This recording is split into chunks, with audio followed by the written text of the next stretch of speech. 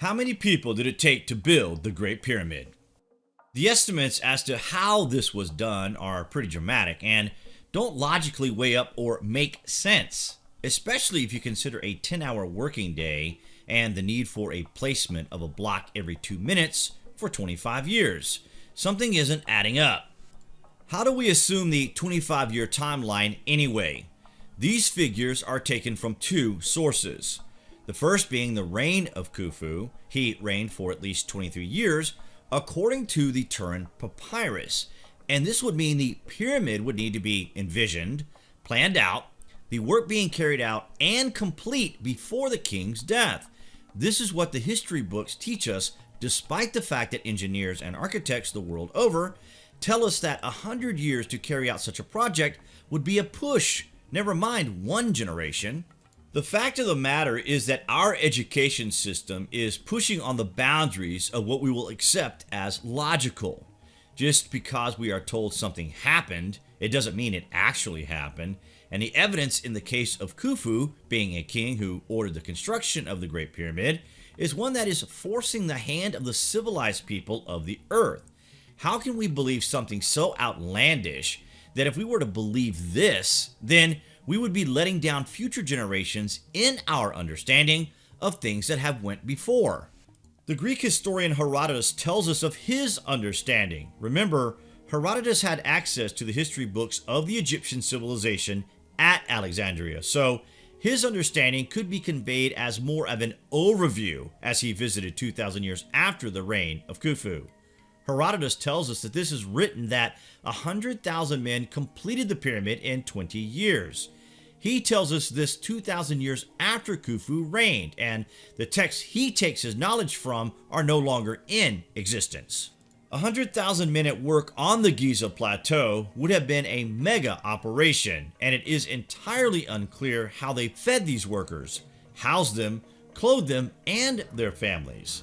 This would have been enormous, a population of pyramid builders that would have been equivalent to the population of Cairo City in 1800.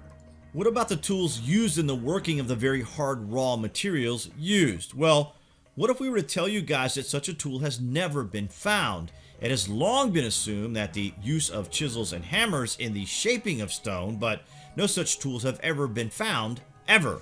The fact of the matter is that we are confronted with evidence of the use of advanced technology at these locations. How ancient builders cut through granite and basalt like butter is the most perplexing questions in existence. How they then move these very dense stones is another brainbuster, but the cutting and drilling that we still see present of the Giza Plateau means that whatever they used must have been harder than quartz minerals that granite is composed of. This suggests the use of a diamond, as that is what we use to cut granite today, with one exception. The ancient cuts are more accurate than the modern cuts under a microscope, further adding to the massive enigma. The historian and scholar Abd al-Latif tells us that in the 12th century, the Great Pyramid is covered with an indecipherable language. This is probably dynastic hieroglyphics, and this is a great clue in our understanding of the Great Pyramid because this tells us that it survives mostly intact to the 12th century. It still had its casing at this time, and apparently it was covered with glyphs. Shortly after, it was stripped for the purposes of building Cairo City until the casing was gone. Important stones like the Rosetta Stone has since been recovered as building material, but the true scale of the loss of the ancient stone documents is out of this world. By the Middle Kingdom of Egypt, the Old Kingdom had already been forgotten about. The knowledge had already been forgotten, and this seems to confuse Middle Kingdom rulers somewhat. Khufu the king was already a character from history, as opposed to still having an influence at all, and 550 after this king reigned, his reliefs and hieroglyphic inscriptions seem to have almost vanished from time. The Great Pyramid, as we now know, has no inscription whatsoever, with the exception of the fake cartouche that attributes it to Khufu. These pyramids on the Giza Plateau are remnants of an era that was already bygone to the dynastic Egyptians, including Khufu. It should strike the viewers of the Lost History Channel as an absolute assumption that Khufu built the pyramid within this time frame. We get the range from his reign of 23 years, despite this being impossible, and we get Khufu as a king from the compiling by Manetho of a king list that is still the basis for all framework in our dating of the Egyptian kings. This is despite Manetho living 2 centuries after Herodotus and his original kings list being lost, but translations written. We rely on this despite it being inaccurate, to a degree of being impossible regarding the Old Kingdom of Egypt and Khufu. This characterization and grouping of the 30 dynasties are probably just popular tradition of the following dynasties trying to recall the Old Kingdom. Many ancient stories surround the Great Pyramid of Giza. One of our favorites is that of the story of King Surid, who lived 3 centuries before the Great Flood. The king was bothered by his dreams he would have, in which he sees chaos on the land, and only those who would join the Lord of the Boat would survive.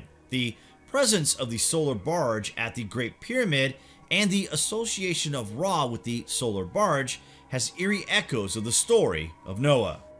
Arab legend maintains that the Great Pyramid was the tomb of Hermes, the Greek counterpart of the god Thoth. Just like the king Surid, he built the pyramid to preserve science and literature after the Great Flood. That is all from us for the moment. More evidence and understanding as to why we don't believe the Great Pyramid on the Giza Plateau was built by a king named Khufu. To consider that this industrious feat of engineering majesty is a tomb for a king who ruled over a primitive people, fighting back from the brink of extinction after the cataclysm, is mind-boggling to us. We simply cannot connect the King Khufu with the Great Pyramid construction, so why are we believing it as a fact? What do you guys think about this anyway? Comments below, and as always, thank you for watching.